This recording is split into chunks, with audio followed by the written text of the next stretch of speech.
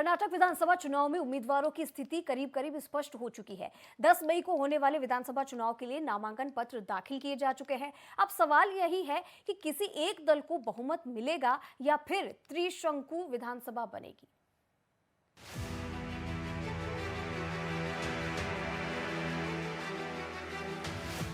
कर्नाटक चुनाव के नामांकन भरने के आखिरी दिन सभी दल अपनी अपनी जीत के दावे करते दिखे। बीजेपी और कांग्रेस दोनों ही एक दूसरे पर भ्रष्टाचार के आरोप लगा रही हैं।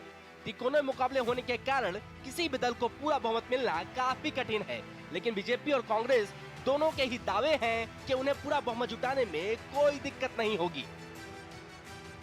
कर्नाटक में कांग्रेस नेता और पूर्व सीएम सिद्धरामैया ने पिछली बार की तरह फिर से दोहराया है कि यह उनका आखिरी चुनाव है और इसमें कांग्रेस भारी जीत हासिल करने जा रही है। Congress party will come back to power on its own. BJP will not come back to power. There is a strong anti-incumbency against the BJP government.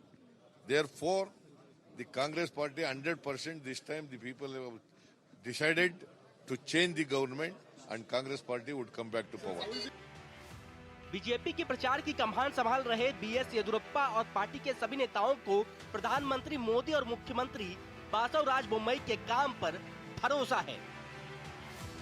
BJP के कई नेता पिछले दिनों पार्टी छोड़कर गए हैं और अब पार्टी की कोशिश है कि पार्टी छोड़कर गए नेताओं की वजह से हुए नुकसान को कम से कम किया जाए। बीजेपी का जोर नाराज चल रहे नेताओं को मनाने और पार्टी छोड़ने वाले को वापस लाने पर है।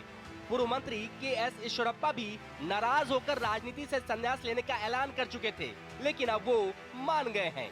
In importing a divisive, destructive, fundamentalist thinking to Karnataka rather than foreign direct investment and the modern technology.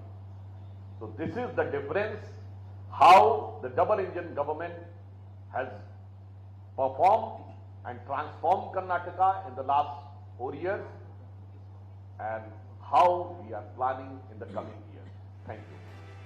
Karnataka की राजनीति इस मायने में काफी अलग है कि वहां किसी भी दल को दोबारा सरकार बना पाना तो कठिन होता ही है, साथ ही किसी भी दल के लिए पूरा बहुमत भी मुश्किल से मिलता है।